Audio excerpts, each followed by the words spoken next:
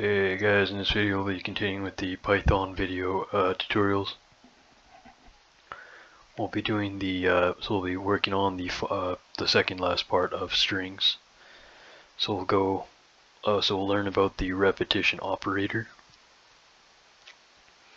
So just a quick note that sometimes the run hasn't been working in pycharm, at least that you can't see it. I can see it, sometimes you can't see it. So from now on I'll have to run it through the debugger. Hopefully that'll work. Hopefully without any breakpoints, unless we need it. So going on to the repetition operator description. Before we learned how to duplicate a list with the repetition operator, remember it's kind of like multiplying it out using the asterisk, kind of like a math expression.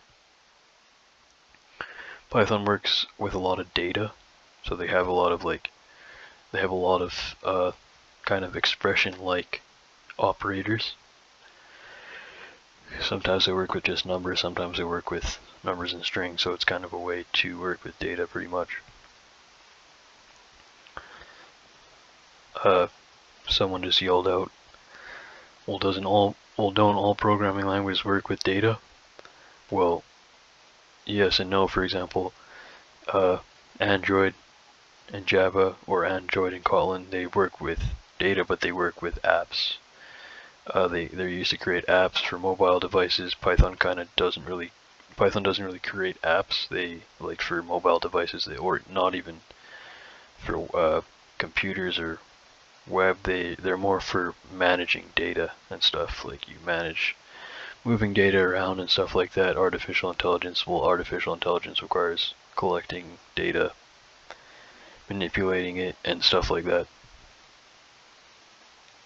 So anyways, we'll just move on to, well, just on that note, for example, C# is used to create visual graphical user interface objects like buttons, panels, dialog boxes, like things you see on your screen, yes or no buttons, stuff like that. So that's not really data, if you know what I mean.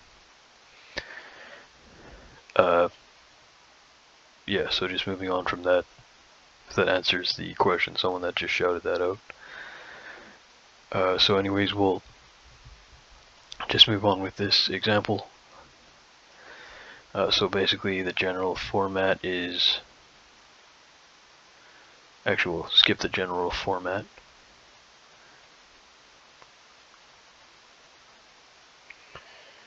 We'll go with a def main. Actually, can we just do this without a def main? So let's try and see if we can get, well, actually let's just go with the def main just in case it doesn't work. So hopefully we'll try to get the run up, the run window up, so you guys can see the output.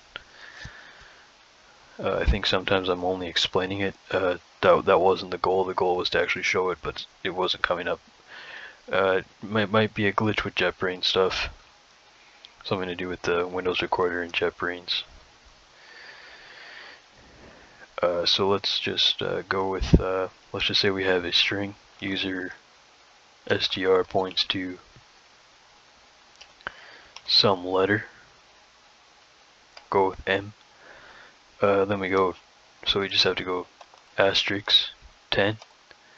Then we'll go print user str. So if we print that, oh whoops, okay, I forgot two things. One, we have to call main. Two, I'll have to set a breakpoint, or at least maybe click the debug icon to see if that'll work. Okay, so hopefully you guys can see that. So I'm clicking the debug panel. Maybe I might have to actually set a breakpoint to show it. Can I just set a breakpoint here?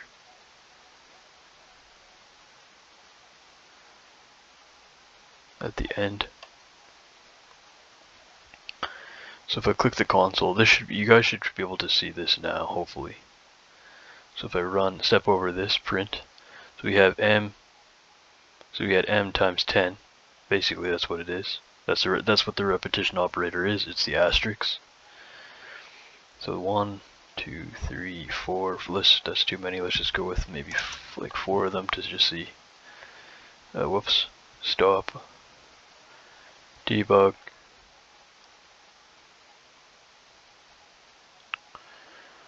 Okay, so let's step over that.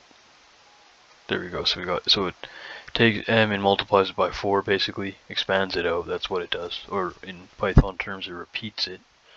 It's repeating, forming a repetition. So 1, 2, 3, 4, 5. So we have the letter M. Maybe something's yummy, I don't know. That's what it is. Expanded out. We have M times 4. Basically, that's expanded out, and so it takes, so the number of letters is multiplied by the number of 4 in this case. So it doesn't add 1, then doesn't go m times 4, which may, or m, so it doesn't go m times 4, which will produce 5 m's in this case. It produces 4, so it takes, it's basically 1 times 4, where 1 is the letter or the character or number or whatever. In a string literal in this case, because we're working with strings, of course. Because if we were to go 5 times 4, well, then we just get 20.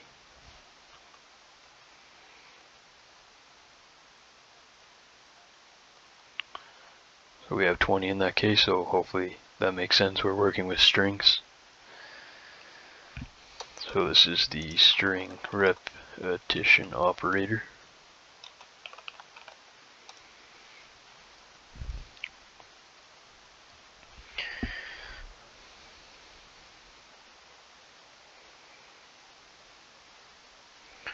So we can then change this to our blueberries example.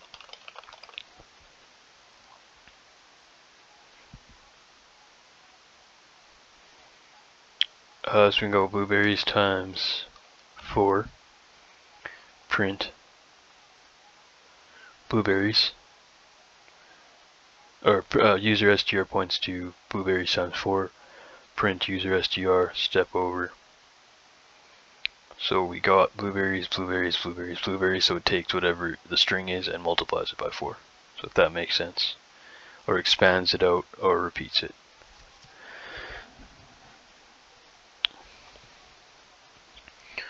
So hopefully that makes sense.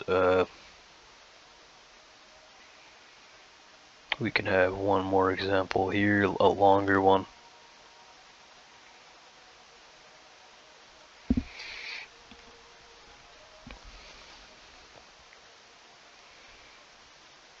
So let's go with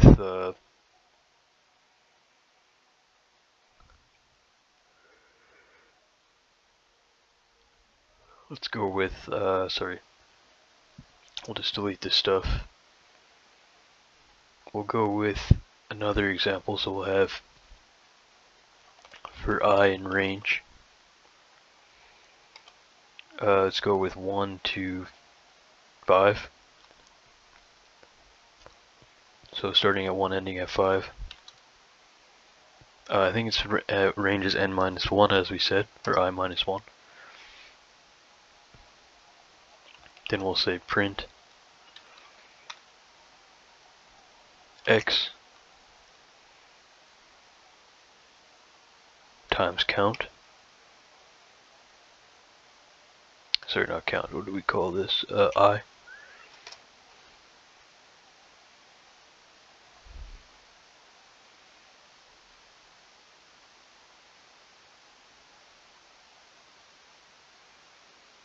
So it prints 4 or 5 rows increasing in length. I think in this case 4 rows. Then we'll go print 4 rows decreasing in length. Excuse me, so we'll have 4i in range. We'll go with starting at 5, ending at 0, incrementing by -1. Print x. Actually, we can print asterisk. Let's go with the asterisk. Print out the asterisk. There's a Christmas tree thing we could have done, but that's okay. We'll skip that. We'll just go with the. You can do patterns like this, but I don't think we really need to do it. So we have. We're printing out the asterisk and then times I.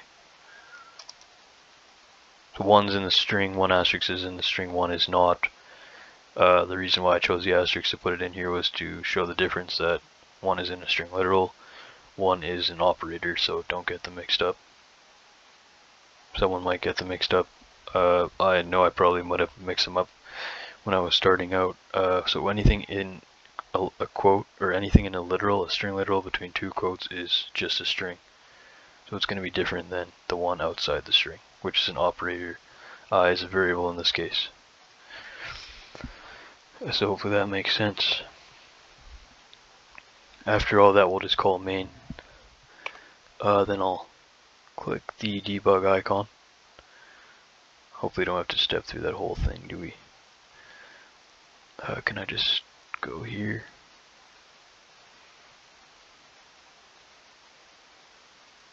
To console, as you can see, we have. Okay, so we can just actually skip all that by going print exit code. We just print out. Yeah, we'll just print out exit code 0 here. Put the breakpoint there. That way we can just skip there, hopefully. Get the output without looping through everything. Okay, so there we go. We have the flag star kind of triangle thing. So we have the, if you guys can see that, we have the asterisk is increasing to 5 and then decreasing back to 1. Producing like an arrow of some sort. Can maybe go with 20 on this and then change that to 20.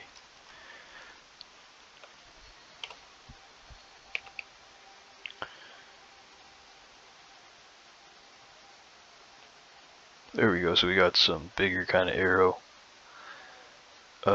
Probably could have done that a little bit different, maybe got it out there. Could have made a fish. There's the fish one. The fish pattern, but we don't need to do that. That'll require a lot of loops and stuff, so we'll just go with this half fish kind of thing. Tail. Okay, so we have that. So hopefully you guys understand how to use the repetition operator. So we have another example.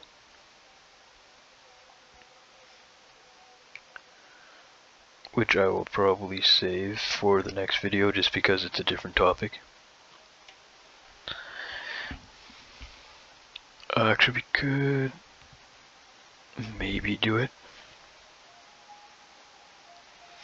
Actually, I think we'll just save it for the next video because it's a longer code too. I have to do another description and all that, so it's already about 15 minutes. Some people don't want to watch half an hour long videos. So anyways, I'll leave it there. If you guys want to see more free, if you guys want to support the channel for more free educational content, to support the channel, you can like the video and subscribe to the channel for more coding and investing tutorials, and I'll see you guys next time. Thanks for watching.